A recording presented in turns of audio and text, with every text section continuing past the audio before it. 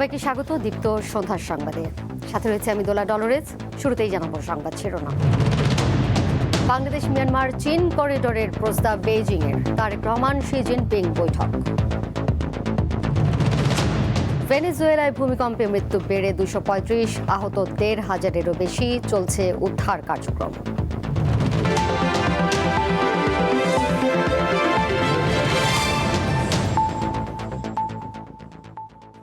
প্রধানমন্ত্রী তারেক রহমান ও চীনের president Xi Jinping এর মধ্যে দ্বিপক্ষীয় বৈঠক অনুষ্ঠিত হয়েছে। চীনের স্থানীয় সময় শুক্রবার সকালে বেইজিংয়ের গ্রেট হল অফ দ্য পিপলে এই গুরুত্বপূর্ণ বৈঠক হয়। পরে প্রধানমন্ত্রীর উপদেষ্টা মাহদি আমিন জানান, বাংলাদেশ মিয়ানমার চীন ইকোনমিক করিডোরের বিষয়ে প্রস্তাব দিয়েছে বেইজিং। প্রধানমন্ত্রী তারেক রহমানের চীন সফরের শেষ দিন। প্রথমেই দেশটির ঐতিহাসিক তিয়ানআনমেন স্কয়ারে অবস্থিত স্মৃতিস্তম্ভে পুষ্পস্তবক অর্পণ করেন বাংলাদেশের সরকার প্রধান।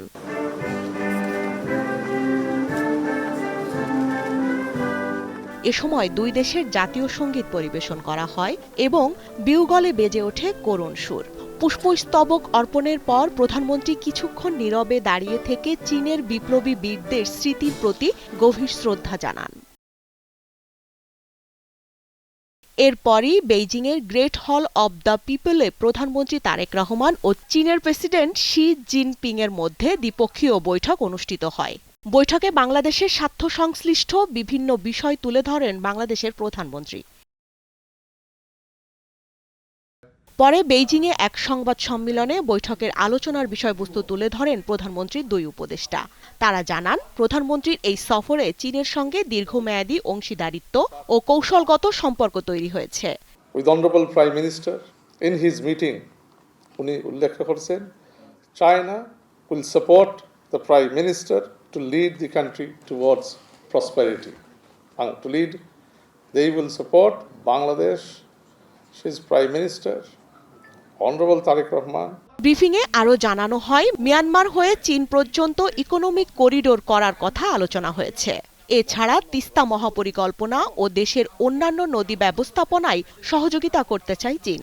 প্রেসিডেন্ট শি জিনপিং এর সাথে মাননীয় প্রধানমন্ত্রী জনাব তারেক রহমানের, এবং সেখানে প্রস্তাবনা এসছে যে কিভাবে বাংলাদেশ থেকে মায়ানমার এবং চীন হয়ে একটি ইকোনমিক করিডোর তৈরি করা যায়, যে ইকোনমিক করিডোরের মূল উদ্দেশ্য হবে বাংলাদেশের অর্থনীতিকে আরও ব্যাপ্তি বাড়ানো, ইকোনমিক ট্রানজ্যাকশন বাড়ানো এবং মাল্টিমোডাল ট্রান্সপোর্টেশনটাকে আরও এনহ্যান্স করা, চিটাগাং পোর্টকে আরও কীভাবে আধুনিকায়ন করা যায় এবং আমরা একটা রিজিওনাল হাব হিসেবে গড়ে তুলতে পারি, যেখানে শুধু বাংলাদেশের জন্য না, চিটাগাং পোর্ট অন্যান্য দেশের জন্য সার্ভ করবে, সেটা নিয়ে যেমন আমরা কাজ করতে চাই। একই সাথে মংলা পোর্টকে আপগ্রেড করবার জন্য এবং মংলা পোর্টকে আরও বেশি প্রোগ্রেসিভ করবার জন্য, সার্ভিস ওরিয়েন্টেড করবার জন্য চীন আগ্রহ প্রকাশ করেছে এবং বাংলাদেশ থেকেও আমরা সেগুলো নিয়ে আলোচনা করেছি। বাংলাদেশে আমরা জানি তিস্তা মহাপরিকল্পনা, যেটি বিএনপি নির্বাচনী ইশতেহারে ছিল, সেটি বাস্তবায়ন প্রক্রিয়া আমরা যাচ্ছি। এখানকার প্ল্যানিং, ফিজিবিলিটি স্টাডি এবং টেকনিক্যাল যে কোনো সাপোর্টে তিস্তা মহাপরিকল্পনা সহ পানি ব্যবস্থাপনায় চীন গুরুত্বপূর্ণ ভূমিকা রাখতে চায়। ভলান্টারি এবং ডিগনিফাইড ওয়েতে যারা আমাদের দেশে রোহিঙ্গা রয়েছেন ওনারা নিজ দেশে ফেরত যাক, এ বিষয়ে চীন আমাদেরকে কথা দিয়েছে যে আমরা যখন চাই ওনারা মায়ানমারের সাথে আমাদেরকে কোনো ডায়ালগ প্রয়োজন হলে সেখানে ফ্যাসিলিটেট করবে। একই দিনে গ্রেট হল অব দ্য পিপলে প্রধানমন্ত্রী তারেক রহমানের সঙ্গে সাক্ষাৎ করেন চীনের ন্যাশনাল পিপলস কংগ্রেসের স্ট্যান্ডিং কমিটির চেয়ারম্যান ঝাও লেজি। পাশাপাশি বেইজিংয়ে চীনা কমিউনিস্ট পার্টির ইতিহাস ও ঐতিহ্যবাহী জাদুঘর পরিদর্শন করেন প্রধানমন্ত্রী তারেক রহমান। এ সময় তার সঙ্গে ছিলেন সহধর্মিণী জুবাইদা রহমান। দেশটিতে সফর শেষে স্থানীয় সময় বিকাল 5:15টার দিকে প্রধানমন্ত্রী ও তার সফর সঙ্গীরা চীন থেকে ঢাকার উদ্দেশ্যে রওনা হন। স্বস্তিকা সিংহ, দীপ্ত সংবাদ, ঢাকা। তাজিয়া মিছিল আর ইয়া হোসেন হাই হোসেন ধ্বনিতে ঢাকায় আজ পালিত হলো পবিত্র আশুরা। 61 হিজরির এই দিনে ইয়াজিদ বাহিনীর হাতে মহানবী হজরত মুহাম্মদ সাল্লাল্লাহু আলাইহি ওয়াসাল্লামের দৌহিত্র হজরত ইমাম হোসেন ও তার পরিবারের সদস্যরা নির্মমভাবে শহীদ হন। ইসলামের ইতিহাসে এই ঘটনা ন্যায় ও সত্য প্রতিষ্ঠার সংগ্রামের দৃষ্টান্ত হয়ে আছে।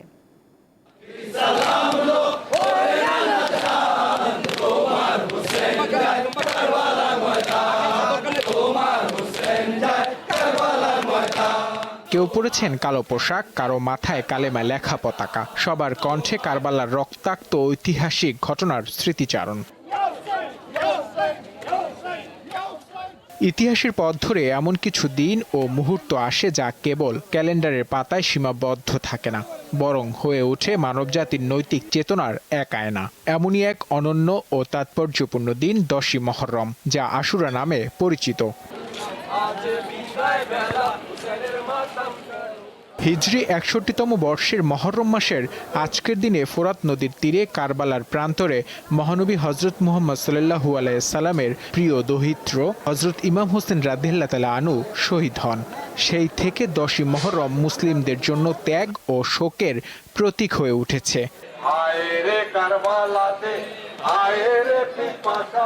ইসলামের সুদীর্ঘ ইতিহাসে আশুরা কেবল একটি নির্দিষ্ট তারিখ নয়, বরং সত্য ও ন্যায়ের জন্য চরম আত্মত্যাগের এক জ্বলন্ত উপাখ্যান। কারবালার প্রান্তরে নবী পরিবারের রক্তে ভেজা মাটি মনে করিয়ে দেয় আপসহীন সংগ্রামের এক অমোঘ বাণী।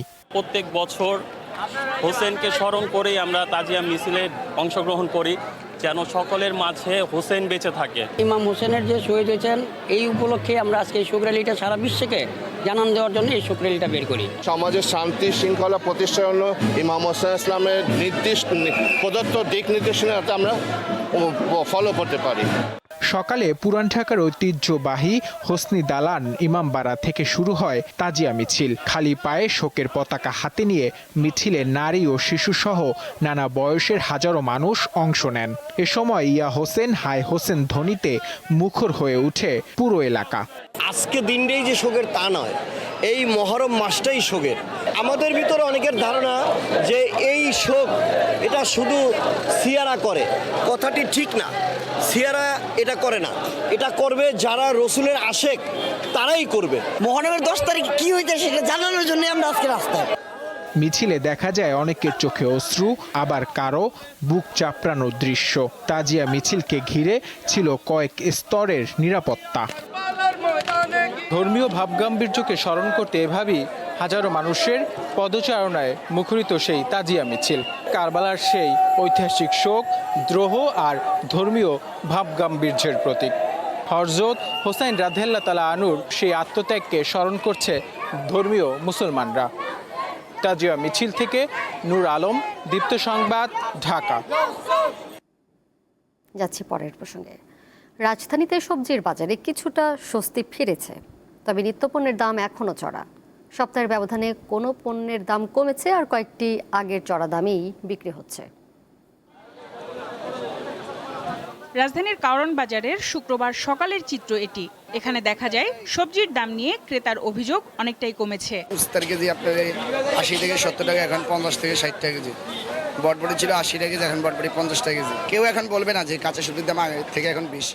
দামটা যদি এইভাবে সবসময় যদি এইভাবে থাকে, তো জনগণ মানে খেয়ে বাঁচবে, আর না হলে আমাদের না খেয়ে মরতে হবে। এখন ঠিক আছে, এখন মানে 30, 40, 50-এর ভিতরেই আছে সবজি ম্যাক্সিমাম। তবে নিত্যপণ্যের মূল্যচাপ এখনো রয়ে গেছে। চাল, তেল সহ বেশিরভাগ পণ্য বিক্রি হচ্ছে আগের চড়া দামেই। মিনিকেট চাল ঈদের আগে বিক্রি করছি, যে চালটা মনে করেন এই 66-68 টাকা, ওই চাল এখন বর্তমানে বিক্রি হইতেছে 76 টাকা, হচ্ছে 78 টাকা। তেলের দাম আগের সপ্তাহে, এই সপ্তাহে খোলাটা যেটা ওইটা আগের মতোই আছে, দাম খোলাটা আগের মতোই আছে, আর ইনটেক যে তেলটা আছে ওগুলোর দাম একটু কমছে। আদা, রসুন ও পেঁয়াজের দামেও বড় কোনো পরিবর্তন আসেনি এই সপ্তাহে। মোটামুটি গত সপ্তাহে আদা রসুন যেরকম সেম দাম আসলো, এই সপ্তাহে এরকম সেম দামে রয়েছে।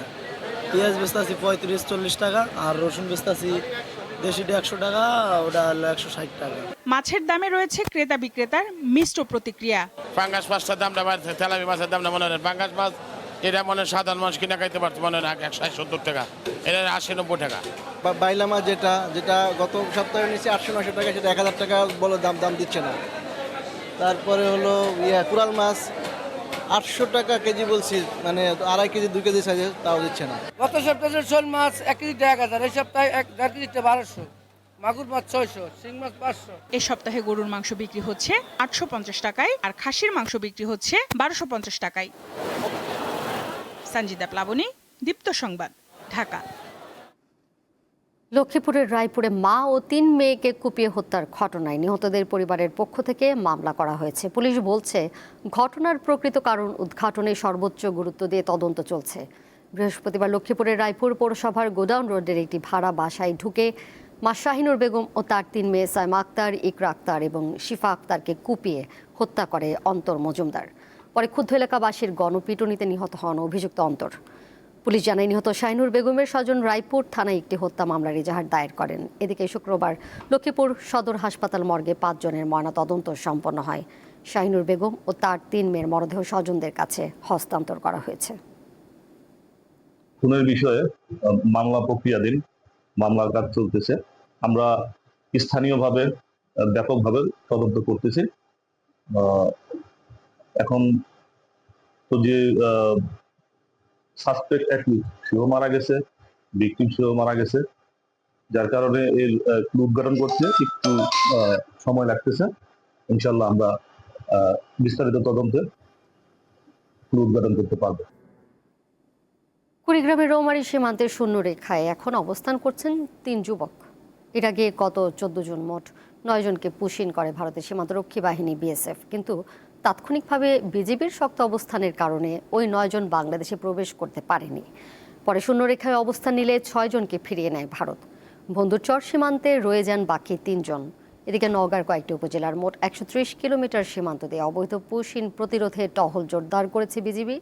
এছাড়াও মেহেরপুরের গাংনী উপজেলার ধলা ও শেওড়াতলা সীমান্ত দিয়ে 5 জনকে বাংলাদেশে পুশিনের চেষ্টা করেছে ভারতীয় সীমান্তরক্ষী বাহিনী বিএসএফ।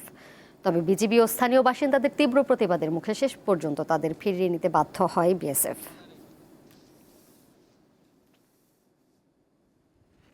আন্তর্জাতিক প্রসঙ্গ। ভেনেজুয়েলায় ভূমিকম্পে এখন পর্যন্ত 235 জনের মরদেহ উদ্ধার করা হয়েছে। আহত হয়েছেন 1,500-এরও বেশি মানুষ। ধ্বংসস্তূপে নিচে আটকা পড়াদের উদ্ধারে তৎপরতা চালাচ্ছেন উদ্ধারকর্মীরা। বুধবার স্থানীয় সময় সন্ধ্যায় প্রথমে 7.2 মাত্রার একটি কম্পন এবং এর কয়েক সেকেন্ড পরে 7.5 মাত্রার আরও একটি শক্তিশালী ভূমিকম্প অনুভূত হয়। 2টি ভূমিকম্পের কেন্দ্র অগভীর হওয়ায় বেশ ক্ষয়ক্ষতি হয়েছে। ঘটনার দিন জাতীয় ছুটি থাকায় অন্য দিনের তুলনায় অনেক বেশি মানুষ বাড়িতে অবস্থান করছিলেন। মৃতের সংখ্যা আরও বাড়তে পারে বলে আশঙ্কা করা হচ্ছে।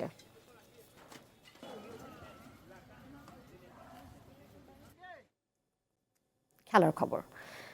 জিম্বাবুয়ের বিপক্ষে 3 ম্যাচের ওয়ানডে সিরিজের জন্য দল ঘোষণা করেছে বাংলাদেশ ক্রিকেট বোর্ড বিসিবি। আগামী 28 জুন দুপুরে জিম্বাবুয়ের উদ্দেশ্যে ঢাকা ছাড়বেন ক্রিকেটাররা। 6, 9 ও 11 জুলাই হারারে স্পোর্টস ক্লাব মাঠেই হবে 3টি ম্যাচ। সফরে এছাড়াও একটি টেস্ট ম্যাচ হবে 2 দলের মধ্যে। 28 জুন থেকে শুরু হবে একমাত্র টেস্টটি।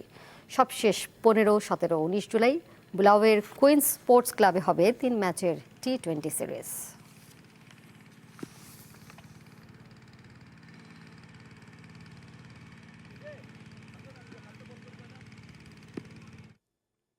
এবারে বিআরবি কেবলস নিবেদিত ফিফা ওয়ার্ল্ড কাপ 2026।